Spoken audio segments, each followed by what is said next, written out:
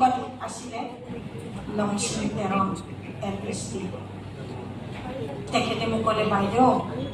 আপুনিতো ইমান ভাল গায় মই আপোনাক কাৰ্বি আংলঙত খালি গৈ থাকিবলৈ নিবিচাৰোঁ আপুনি অসমতো গাব লাগিব কাৰণ জুবিন মোৰ লগত খুব ভাল বন্ধু গতিকে আপুনি জুবিনৰ লগত গাব ঠিক আছে মই খুব আনন্দ পালোঁ তেতিয়া মোৰ ঘৰৰ ফেমিলি সকলোকো অনুমতি ল'লোঁ মই অসমৰে জুবিন গাৰ্গৰ লগত একেলগে গাম এতিয়া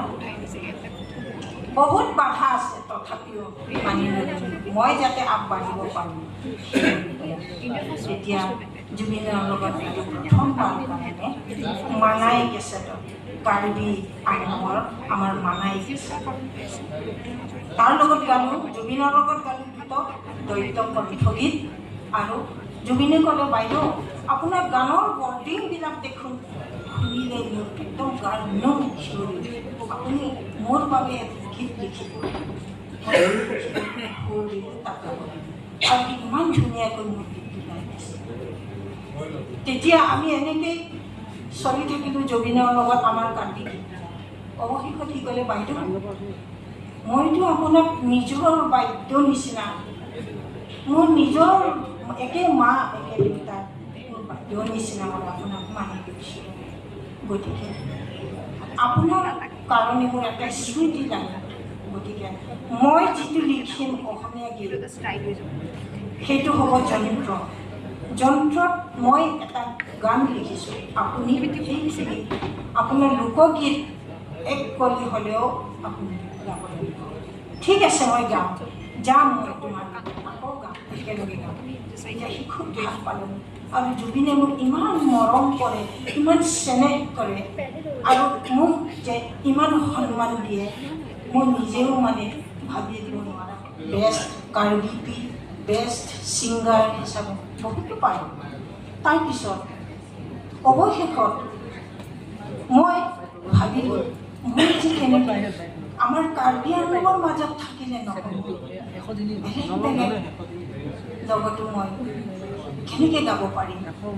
সেইটো আশাত থাকিব সেইকাৰণে মই অসমীয়া গীতটো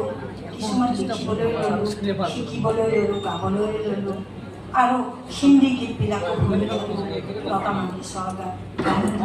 আৰু অসমীয়া গানবিলাক ডক্টৰ ভূপেন হাজৰিকা জয়ন্ত হাজৰিকা তেওঁৰ লগতো মই খুব আশা আছে তেতিয়া এদিন আমাৰ কাৰ্বি আংলঙত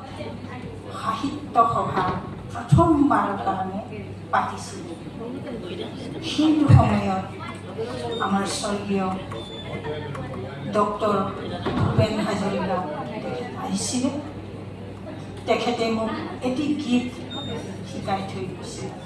এই গীতটি মই অৱশেষত আপোনালোকক শুনাম তাৰপিছতে জয়ন্ত হাজৰিকা ভূপেন হাজৰিকাৰ ভায়েক জয়ন্ত হাজৰিকা বুলি সেইটো সময়ত জানো তেখেতৰ গানবিলাক ইমান গভীৰ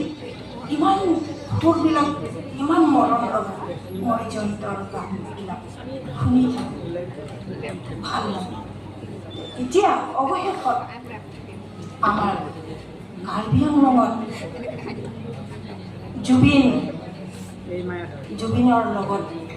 মই যেতিয়া গাব পাইছোঁ তেতিয়া আমাৰ কাৰ্বি আংলঙত মোৰ বাবে কপাল ফুলিল সেইটো সময়ত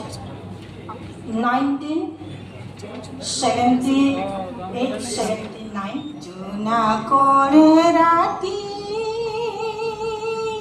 অসমীৰে মাটি